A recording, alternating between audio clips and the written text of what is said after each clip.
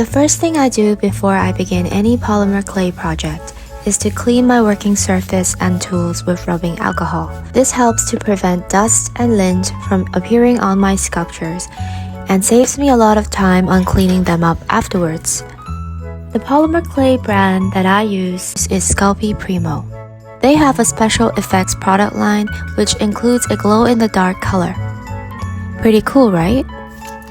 I like Sculpting Primo because it's easy to condition and it holds details well.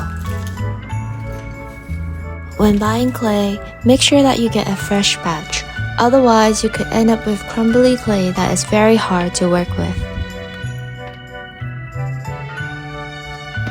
Conditioning clay can take some time, and after doing too much of it, my hands will hurt, so please make sure to give yourself enough break time in between projects. Conditioning helps to make the clay soft enough to work with, because unfortunately, when polymer clay sits for a while, it becomes stiff. Running the clay through a pasta roller machine can help a lot with conditioning.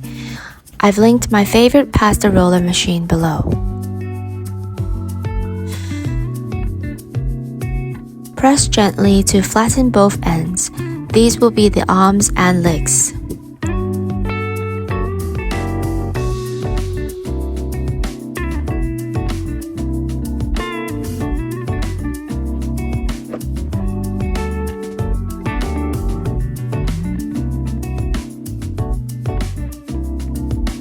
Smooth out and round the edges of the arms and legs. I think it looks much better this way.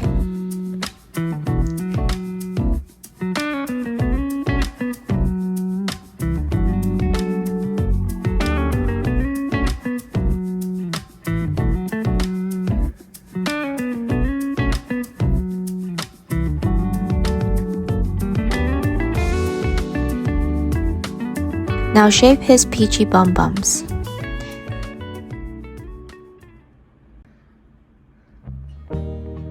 Then, roll a sphere for Smiski's head.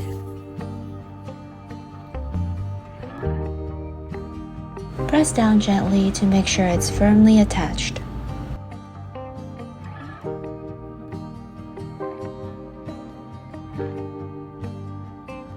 Use a needle tool or a toothpick to mark out the eyes and the nose.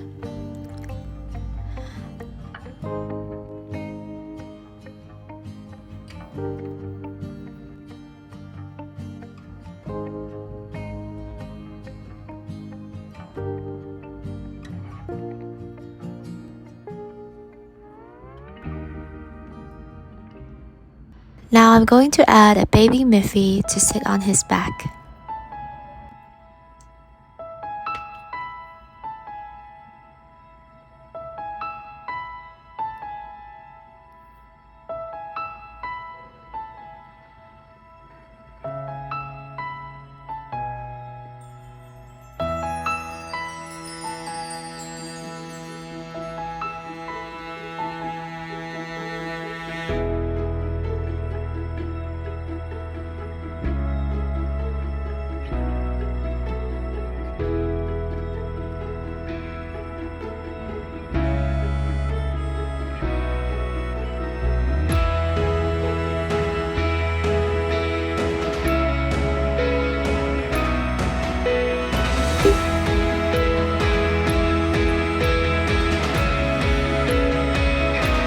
It usually takes me around 20 to 30 minutes to sculpt one hipper of this size.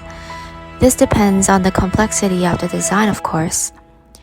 30 minutes of baking time, then another 10 minutes to polish and glaze it after baking. Packaging takes me about 5 minutes each. So all in all, it takes me around 1 hour and 15 minutes to get one Smiski hipper ready for shipping.